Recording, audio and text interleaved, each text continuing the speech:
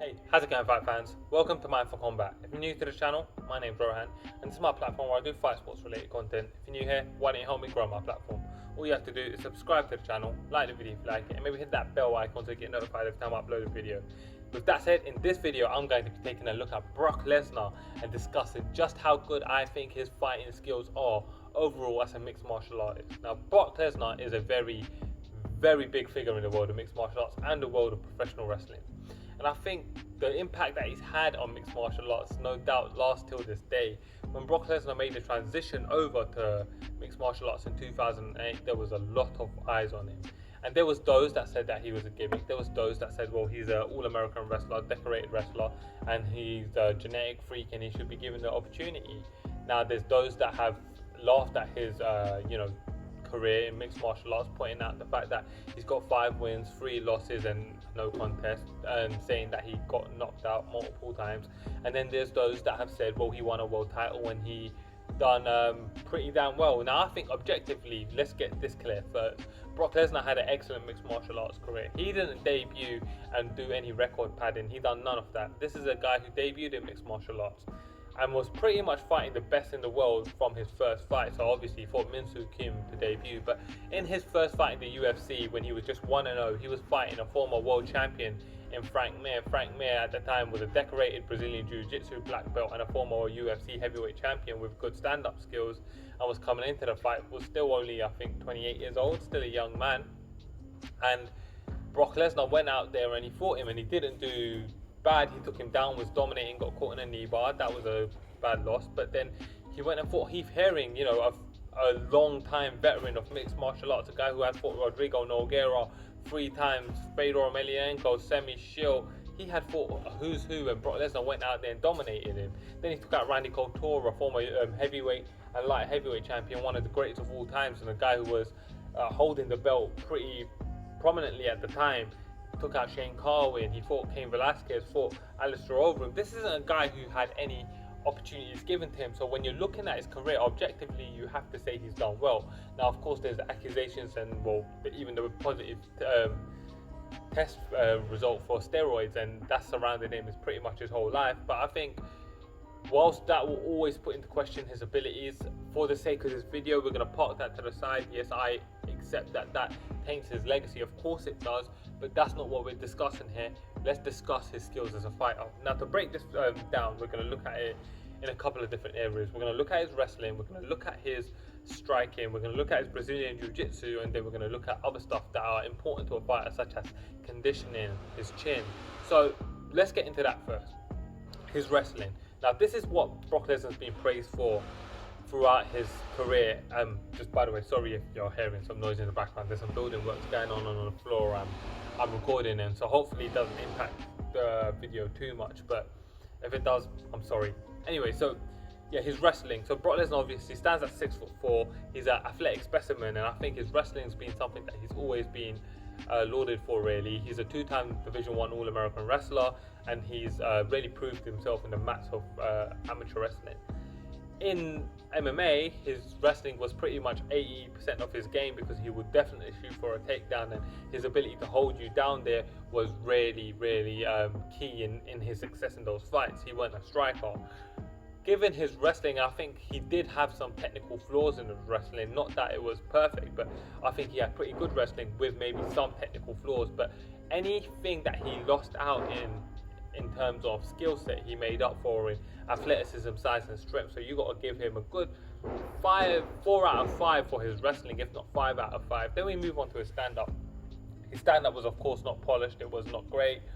He had a very poor defense when it comes to his boxing. His kicks weren't there, but he carried big power because the nature of being so big. He dropped Heath Herring and he dropped Randy Couture, which are 2 big feathers in his cap as far as striking goes.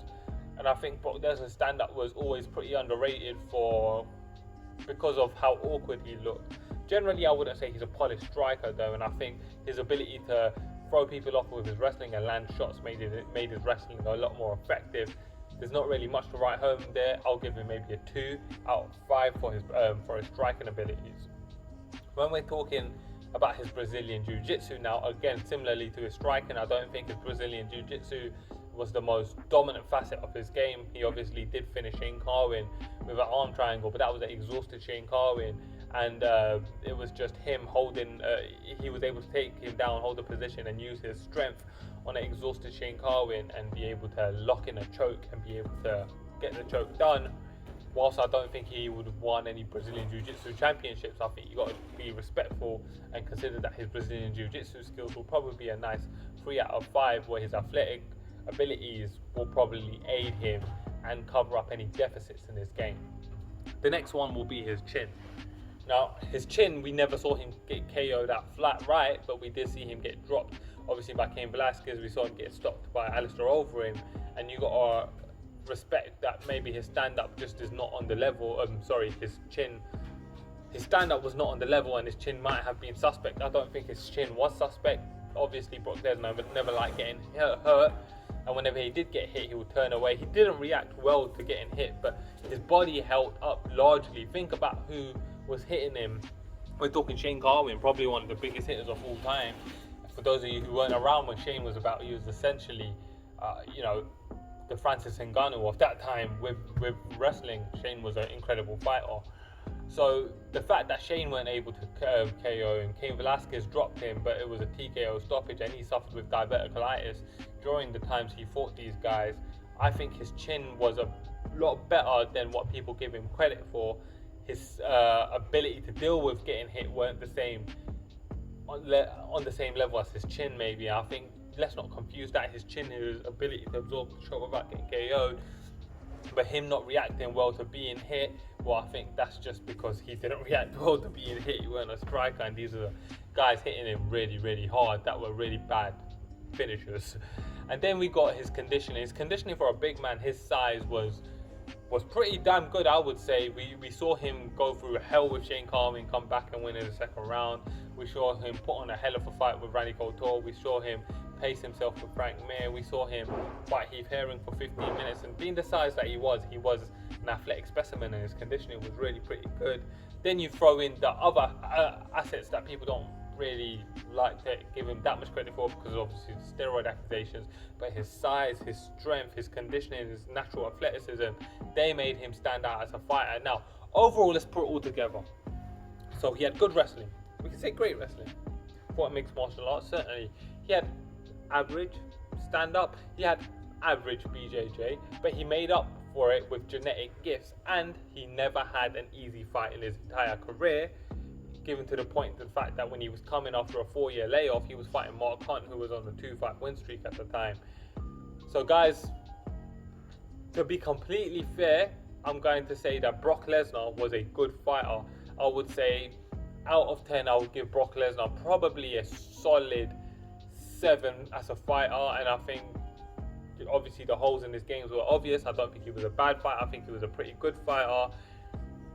Generally, I would rate him above average, and I think he should be given a lot of credit for what he was able to do, and the lineup of killers that he faced in his 8 professional fights, 7 of them anyways guys, that's my little thoughts on how good I thought Brock Lesnar was, with the talks of him coming back, being reignited and everything that's going on. I thought I'll share my thoughts on just how good I think Brock Lesnar is. I hope you guys enjoyed the video. Comment below if you like this type of video and if you want to see more of it. If you're new to the channel, remember to like, subscribe, share, all that jazz.